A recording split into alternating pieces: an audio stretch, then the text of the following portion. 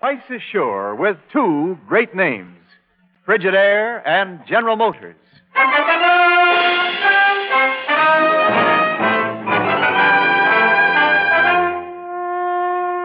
Frigidaire presents Herbert Marshall as the man called X. Wherever there is mystery, intrigue, romance, in all the strange and dangerous places of the world, there you will find the man called X.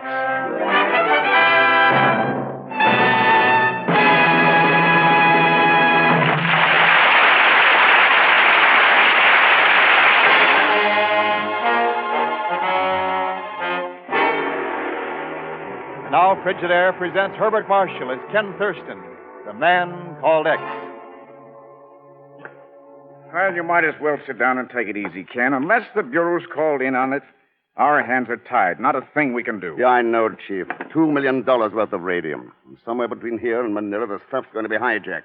I'm sure enough to bet on it.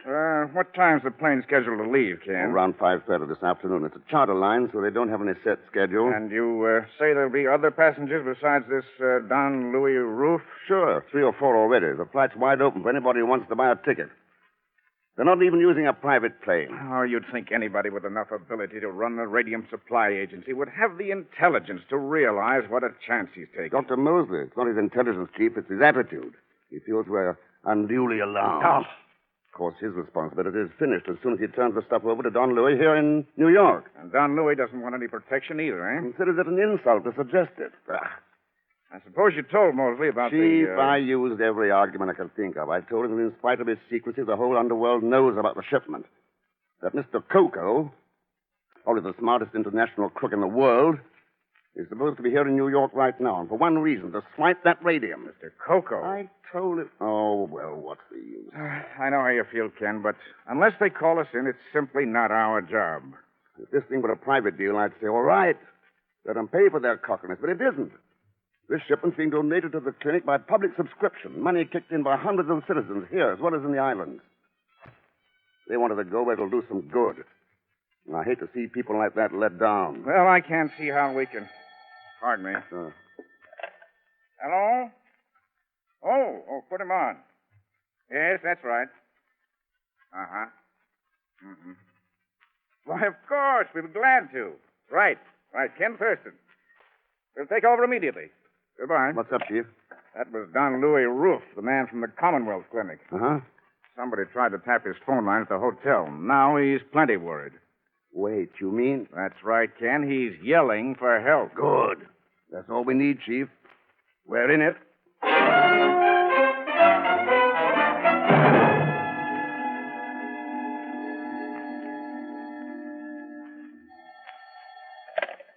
Mr. Pegon Zellschmidt, Esquire. Who's talking, please? Is this the Zellschmidt who's a friend of Ken Thurston, the man called X? Huh? I mean, most likely you have the wrong number. I never even heard of anybody like that. If you're the right guy, I'm ready to send you $100 by messenger. So I'm very sorry. Zellschmidt, I want you to take a message to Mr. X.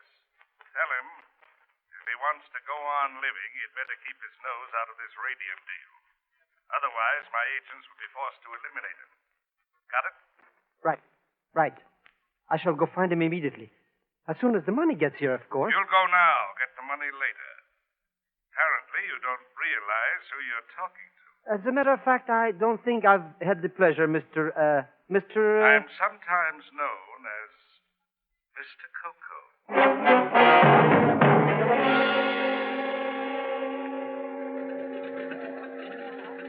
But this fellow is a very dangerous character, Mr. Thurston.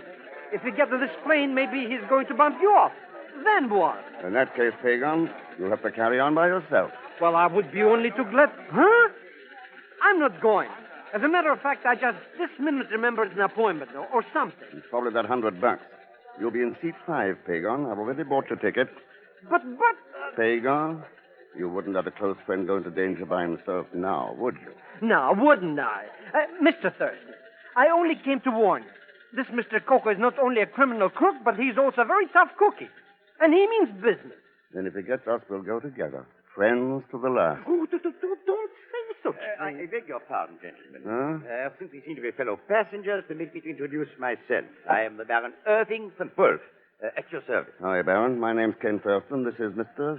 Zellschmidt. Gentlemen, I wonder if either of you knows the reason for this delay. We should have departed 3 minutes ago. I believe they're waiting for another passenger, Senor Ruff from Manila. Highly inconsiderate of him. We should have been here on time. You seem to be in a pretty big hurry to get to San Francisco. Are you going on business? Oh, not at all. I do not engage in business, Mr. Thurston. I find the income from my baronial estate quite adequate. You're lucky. Oh, I dare say. We're being honored. Here comes the princess. Princess, friend of yours? Oh, I met her a few minutes ago. Found her most charming. Yeah, you can tell that from here. Pardon me, Baron Wolf. Do you know why we are being held up? Oh, there's another passenger, so Mr. Thurston tells me. Princess Katushka, allow me to present Mr. Ken Thurston and Mr. Zellschmidt. I am honored. You going on this plane, too? I am, at any rate. Mr. Zellschmidt isn't quite sure yet. Never any question. Oh, Princess. Along with Senor Ruff, then, we seem to be the passenger list. Is that right? Oh, there's one man already on board, I'm told. His name is Dave. He's been asleep in his seat ever since he got there. He snores most dreadfully. Well, I think I'll go on board. I will come with you, if I may. I hope we see a lot more of each other, Mr. Thurston, during the trip. Oh, yes, I'm sure of it. Then for the present, au revoir. We'll see you on board, gentlemen. Mr. Thurston, I'm like a new man. Recapitulated, huh? What a luscious little chipmunk. Chipmunk, eh? It could be. At any rate, she's probably not the Princess Katushka. You mean she's only pretending to... Hey, what's all that? Probably our prize package, complete with police escort. Yep, here comes Don Louis now.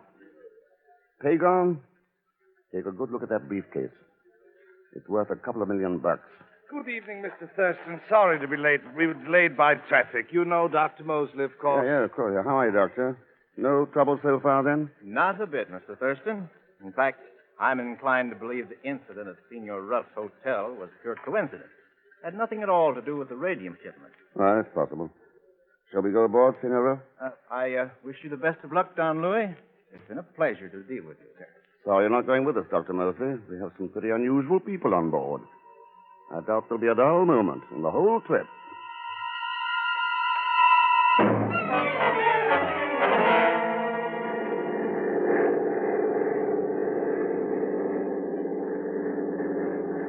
Mr. Thurston, looks like we're going to land. What is this place anyway? Kansas City, Pegon. Probably stopping for gas and a quick checkover. Did you say Kansas City, Mr. Thurston? That's right, Princess. Yes, quite a cattle industry here, I understand. You interested in cattle, Baron? Only in a general way, Mr. Thurston. I have a large number on my estate, you know. Mm-hmm. Which reminds me, maybe I could get a hamburger here someplace if I had some money, of course. No question about it, Pegon. If you had some money, of course. Oh, well, doesn't matter. After all, I did have something to eat yesterday. A small crust of dry bread, as I remember. Or was it the day before yesterday? All right, here. Buy yourself a sack full of hamburgers. And while you're at it, send this wire to the chief. Mr. Thurston, I'm stricken with gratitude. I shall do it immediately. Well, wait till we land. Huh? Oh, yes, of course.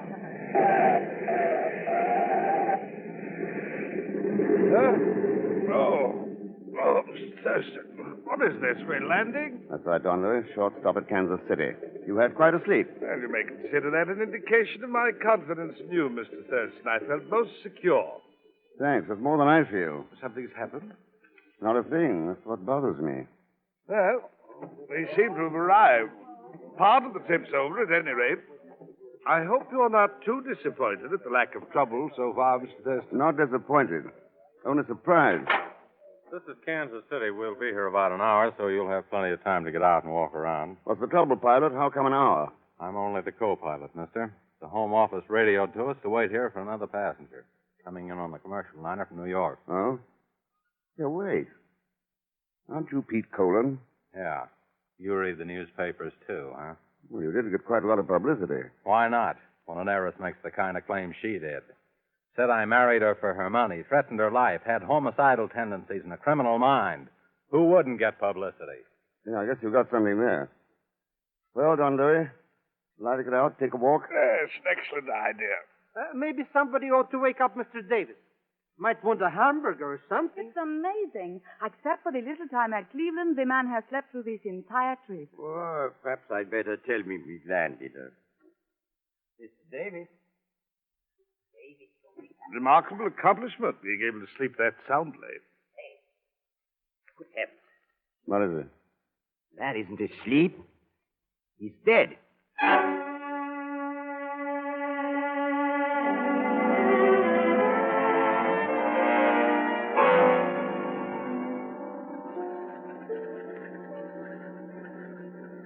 Look, Mr. Thurston, here comes your friend now. Apparently he hasn't deserted after all. Hello, Mr. Thurston. Pegon, what the Sam Hill have you got in all those paper bags? Oh, hamburgers. Well, you only had $5. Must have taken most of that for the telegram. Oh, that I sent it collect. Here, have one. No, thanks. Go ahead. I've got plenty of them. 25, in fact. I thought I might get hungry in a plane, you understand? I see. Mr. Thurston, do you think we'll be held here because of Mr. Davis's death? No, Don Louis, we'll probably take off right away. Our new passenger was supposed to be on that liner that came in a few minutes ago. What do you think was the matter with him, Mr. Thurston? His heart, maybe? No, Pegon. I think he was poisoned. What? But you mean because of this? That's right, Don Louis. Because of what's in that briefcase. Davis was the crook who used to run the Christmas gang. I recognized him in New York. But he never even glanced at it all during the trip. Hadn't got around to making his pay yet. But somebody on board decided to cut down the competition. Poisoned him. Oh? What's this about someone being poisoned, Mr. Oh, Baron. I was telling Senor Roof that the late Mr. Davis was undoubtedly poisoned. But that's so silly. Who could have done it? Any number of people. Our co-pilot, Pete Cullen, filled the water bottle at Davis's seat. I believe he had a drink with you, Baron, when we stopped in Cleveland. And I saw him eat some candy mints that you gave him, Princess Katushka. But there was no reason. None of us even knew the man. Of course not, Princess. Mr. Thurston, here comes somebody. Maybe the new passenger, huh? Yeah, I guess. Well, it is quite a surprise, Dr. Mosley. Hello, Mr. Thurston. Don Louis. Supposedly. I suppose this does seem a bit foolish, but I found your apprehension contagious and decided to come along as far as San Francisco. I caught the next... Oh, well, hello there. I beg your pardon. Oh, sorry, you don't know these people, do you? Princess Katushka, Baron von Wolf, Dr. Mosley. But I've How do you do, Dr. Mosley? Pleasure, Princess Katushka. Well, I'd better get aboard. I've delayed you enough already. Perhaps we should all get aboard. An excellent suggestion, Don Luis, unless you object to traveling with a poisoner. That's according to Mr. Thurston's theory, of course. Matter of fact, Princess Katushka, I've got more than one theory. Really? Such as? Well, one of them is that you may be the Princess Katushka, and again, you may not. How interesting. And as far as Baron von Wolf's concerned, I seem to remember a celebrated jewel theft in London some years ago. The defendant used that name. A remarkable coincidence, sir. However, we do seem to have a certain advantage over you, Mr. Thurston. How's that? Because I am quite sure that all of us are aware of your real identity, Mr. Coco.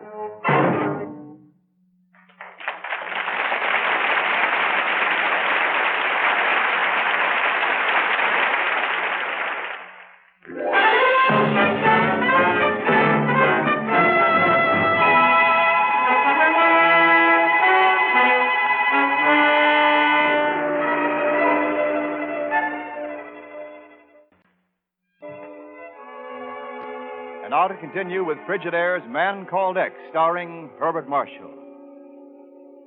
Mr. X has watched the briefcase of radium like a hawk ever since the plane left New York. But so far, no direct attempt has been made to steal it.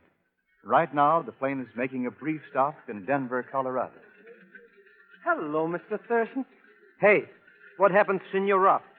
Nothing's happened to him, Pegon. He's sitting over there on that station bench, exactly 31 feet away. Why? Oh, nothing. Except I always become very uncomfortable when I get close to a couple of $1 million. Here's a telegram from the chief. How do you know who it's from? I'm very glad you mentioned that, Mr. X. You see, it's the humidity. The envelope came unstuck. Let's see, Keep an eye on Don Louis for a second. Height about 5'6", age 37, dark complexion, black curly hair. Teeth, no visible fillings. Weighs somewhere But, near Mr. 140 pounds. There is nobody on board like that. Yeah, so I've noticed. Look, somebody's talking to Don Louis. Yeah, Dr. Mosley. Now he's picking up the briefcase and setting it down again. What is he trying to do anyhow? Hard to tell, Pegon. Attention, all passengers from charter plane to San Francisco, please come aboard. Come on, Pegon. Charter plane from Oh, maybe I should have stayed in New York. Only when I saw that princess, what's her name, how would I know she was only a cold fish? Cold fish? Oh, no, I wouldn't say that. Well, Dr. Mosley, you practicing weightlifting? Thurston. Oh, I didn't hear you come up. I was just telling Don Louis here, this briefcase must get pretty heavy. All the lead shielding in it, you know. Yeah, I suppose it does. Yeah, well, I was just going to carry it to the plane for Don Louis. Oh, I wouldn't think of letting you go to all that trouble, Dr. Mosley. Yes. I'll be only too happy to carry it. Shall we go, gentlemen?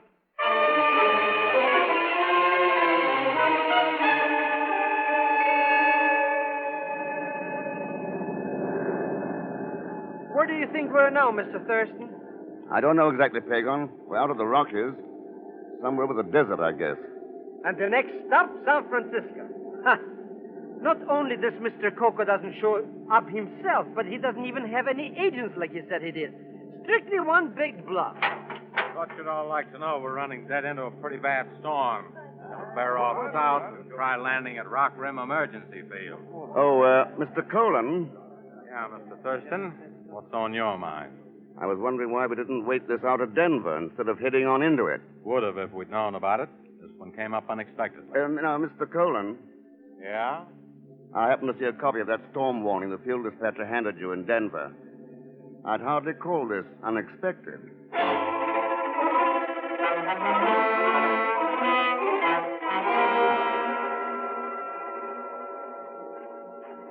Good heavens. You can't see anything in this dust. We'll get lost. We better stop. The building's over this way. Oh, If I know anything about the desert, there'll be a rain behind this wind. oh. It's a very good thing I bought those hamburgers in Kansas City. Ha! 14 left. Maybe I can make a little profit on it. Here, over this way. Here's the door to the field office. Ah, detestable climate, I must say. Nothing like it on your estate, Baron. There's shelter at least. That's a relief. Hurry up, everybody inside. You want to keep this sand out. Oh, well. Isn't there anyone here? Place seems deserted. Yeah, it does.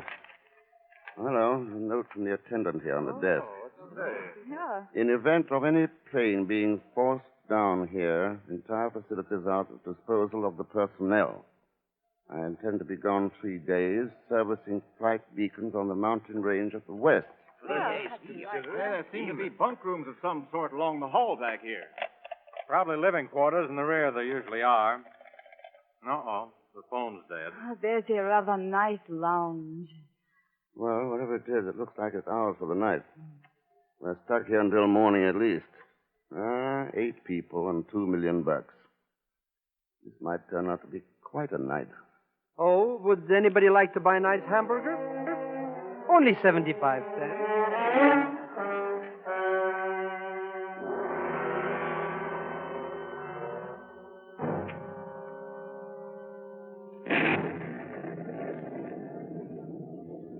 What's the matter, Princess? Insomnia? Oh, you startled me, Mr. Thurston. I didn't see anyone sitting there. You may as well make it Ken, since we've come this far together. Sit down. All right. Ken, Of course, that leaves me still wondering what to call you. you still think I'm an imposter, don't you? Aren't you? No more than you are. Touche. I suppose our little friends are all tucked in safely. I guess so. Rather surprised at you letting Don Louis out of your sight. You followed him around like a shadow. Well, good reasons for it. Well, of course, you know about that. I can guess. Ken, why do you dislike me so much? I don't. I've been avoiding you because I think you're dangerous. There's a big difference there. Dangerous, Ken? In what way? Well, the way you said that, for one thing. And the way you're looking right now. How am I looking? Let's say, desirable. That covers a lot of ground. I don't go so much for just looking, Ken. No more do I. Where do we go from here? San Francisco. Oh, that's for tomorrow. How about tonight? Tonight? That settles that question. And those were gunshots. That's right, baby. No, you stay where you are. Mr. Thurston, that noise. Why, it woke me up. What happened? I think it's a safe bet that somebody shot somebody. Yeah, well, but we've got to do something. Where did it come from, and who was it? I believe I can answer that question, Dr. Mosley. Please stand where you are, Mr. Colon. Don Louis. Well, Colin, that's quite an arm you've got on you. I don't think he's wounded seriously, Mr. Thurston. I'm something of an expert with a pistol. How did it happen, Don Louis? I woke up to find Mr. Colon going through my luggage. Since he had a knife, there was no other choice than to shoot him. Well, it's fortunate you woke up. Otherwise, he'd have had the briefcase. It's too bad Mr. Thurston was so engrossed out here in the lounge. Oh? I thought the shots woke you up. Well, at least you weren't where you should have been with Don Louis. No. No more was the briefcase. Where is it? Under those cushions there. You've been sitting on it for the last 5 minutes. Oh? Since I was quite sleepy, Mr. Thurston was kind enough to take over my responsibility for a time. Mr. Thurston's well known on 2 continents for that sort of kindness, Don Louis. Hello, Baron. You always wake up with a brandy bottle in your hand? Oh, it's so much excitement. I thought a drink might be in order. I usually found glasses. How about one all around? Excellent suggestion. You didn't count me in. Well, there we are. Just a moment. Mr. Thurston, what's that gun for? Suppose we wait for our host to drink first. Well, Baron. All right, put that gun on them. We can make a deal, Mr. Coco. Coco? But Mr. Thurston is the man called X. The Baron's been under a misapprehension, and I'll take that bottle now. I think it'll probably hang you, Baron Wolf, for the murder of a man named Davis.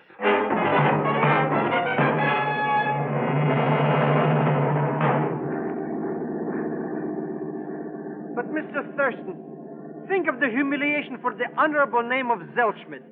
Traveling up here with all these bad characters, and your gun pointed at my back. Why can't I sit with you and Don Louis?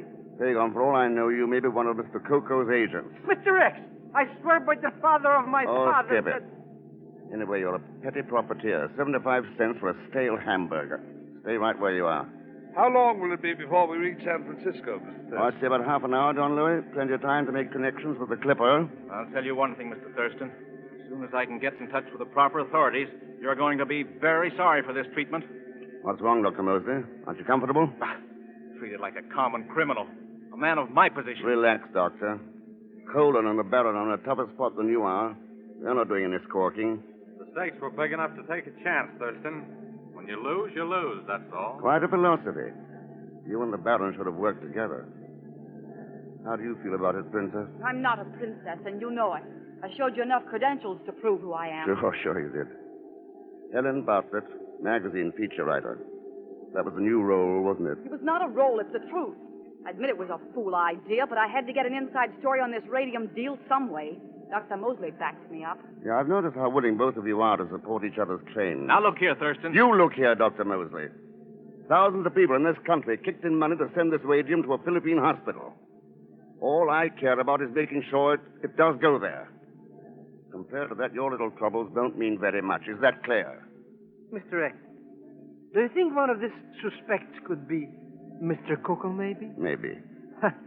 Which one is it? That's a good question, Pegon. Which one do you think it is?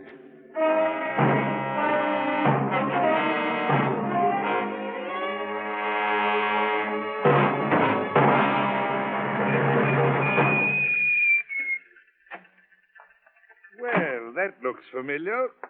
You mean the Clipper, Don Louis? No, the wharf there. That's where I first landed, coming over from Manila. Well, I guess we may as well see you aboard. And you ought to have a pretty quiet trip from here on. Well, at any rate, Mr. Thurston, it's quite a relief to be vindicated finally and see the proper criminals put into custody. Yeah, it's been quite an experience. From a dangerous femme fatale to a suspect to a bona fide magazine writer, all overnight. Helen, you'd be dangerous anyway. But you still show me San Francisco tonight in spite of it. Won't you, Ken? Well, here we are, Mr. Thurston. Yeah. Nice view across the bay. Yes, it is indeed. Now I may as well take the briefcase. Mr. Thurston, neither I nor my people can ever thank you enough for your protection on the trip from New York. That's very generous of you, Don Louis. As I said before, my one interest in this affair is to make sure the radium gets to its destination. Those customs guards there, they have the same idea. What? Why, those rifles are pointing at us. Oh, no, not us. Every one of those rifles is pointed straight at you, Mr. Coco. I seem to have underrated you, Mr. Thurston. How did you find out? Your gun first, please. Thanks. Well, it was your top coat. You threw it across the seat in the plane, and I happened to notice the label. Gonzalez, the tailor, Manila. But Don Louis was from Manila. Around it was a line of tiny pinpricks where another label had been ripped out. So I wired the chief for a description of the real Don Louis roof. You didn't fit it, Mr. Coco. But, Mr. Thurston, I dealt entirely with this man. He presented all the necessary credentials. What happened to the real Don Louis? Well, Mr. Coco, any answer there? We'll find him all right. And when we do, I think we'll find a few bullets fired from this gun. And that ought to make a pretty tight case. Now that I come to think of it, Mr. Thurston, I thought this fellow's voice sounded familiar. Yeah, he's the one who called me on the phone. Pegon, have another hamburger. Well, I don't mind if... Well... Yes, they're all such fools, Ken. They never see it before it's too late. Helen, any man's a fool when he sets himself against humanity.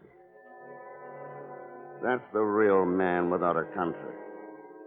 If such there be, go mark him well. For him no music's raptures swell. As a fool he lives and blindly dies, finding death his only prize. The beautiful sunset there beyond the Golden Gate, except for one dark shadow from that rock on the right. Mr. Coco, that's the rock they call Alcatraz.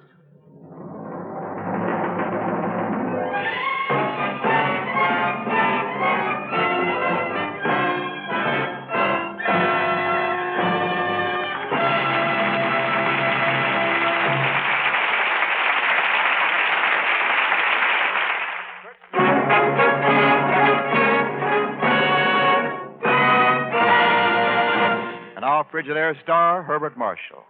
Thanks for being with us. Next week, our story is called Run, Thief, Run. And rightly so, because there's plenty of action and suspense in it. As usual, there'll be Leon Belasco along with Pegon Zellschmidt. So join us, won't you, when next I return as the man called X. Good night.